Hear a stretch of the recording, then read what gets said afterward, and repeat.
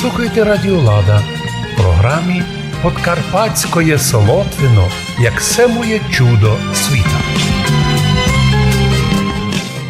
На сайті у Івана Бенячовського, русинського поета, появилася інтересна публікація про Солотвино і про русинську сіль. Іван пише: Солотвино є одно з найдрівніших на території русинського Подкарпаття. Історичні факти твердять, що починаючи з 2 віка нашої ери, тут добували сіль, а можливо і раніше. Бо тут були знайдені римські монети періоду 2-4 віка нашої ери, які свідчать про активні торгові зв'язки із Римською імперією.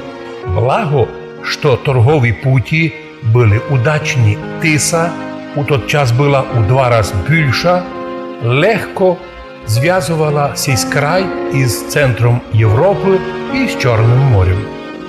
На території Солотвина в 13 віці добували білоє, золото, суль у шахті Кунегунда.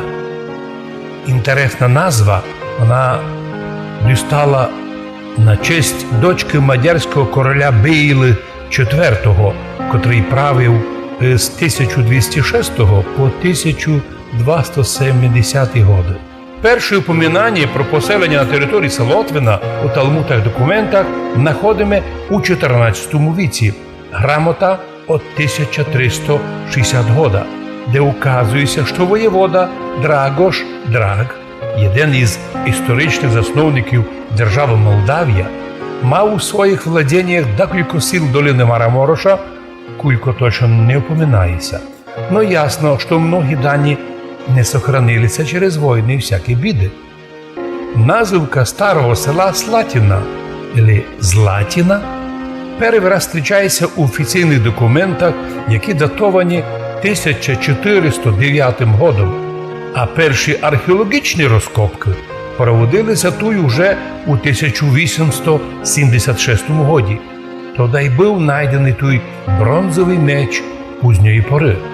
Що до добичі соли у 1860 році він становив 160 тисяч центнерів, у 1900 році 484 тисячі. Постоянна добича солі почалася з другої половини 18 віка. Суль Солотвина транспортували по всій Європі. Були укладені договори Сербії, Болгарії із більшинством держав Центральної Європи про поставки до них соли. Деякі істочники сообщають, що сіль направляли у мадярський город Солнок, різних сортів соли.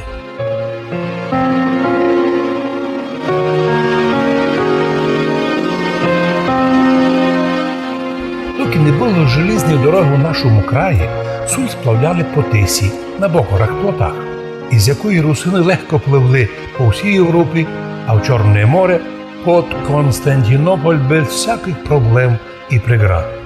Напомнимо, що прихвалений путь із варяг у греки по Дніпру, по котрому гиби дуже многі пливли, пливти по Дніпру було ужасно сложно із-за кам'яних порогів, які мусить було обходити у многих містах по берегові, тягнучи в великих муках малі кораблі по суші. Ну а великі кораблі не плавали зовсім, бо їх невозможно було перетягнути. У кінці 19 віка, пише русинський поет Іван Бенячовський, експлуатаційна площадь шахти в Солотвині достигала 10 тисяч квадратних метрів, а розробка солі велася на глибині до 167 метрів.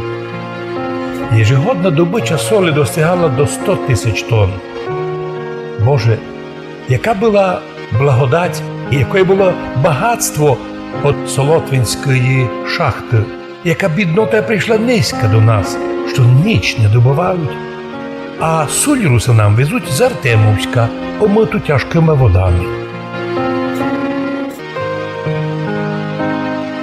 Ви слухали передачу «Подкарпатське Солотвино, як семує чудо світа», а також про те, що і русинське слово є та сама сіль, сіль духовно-національна, яка сокотить русинов від асиміляції, яким би хотіли ми владіти, і його закотити до скінчання віка.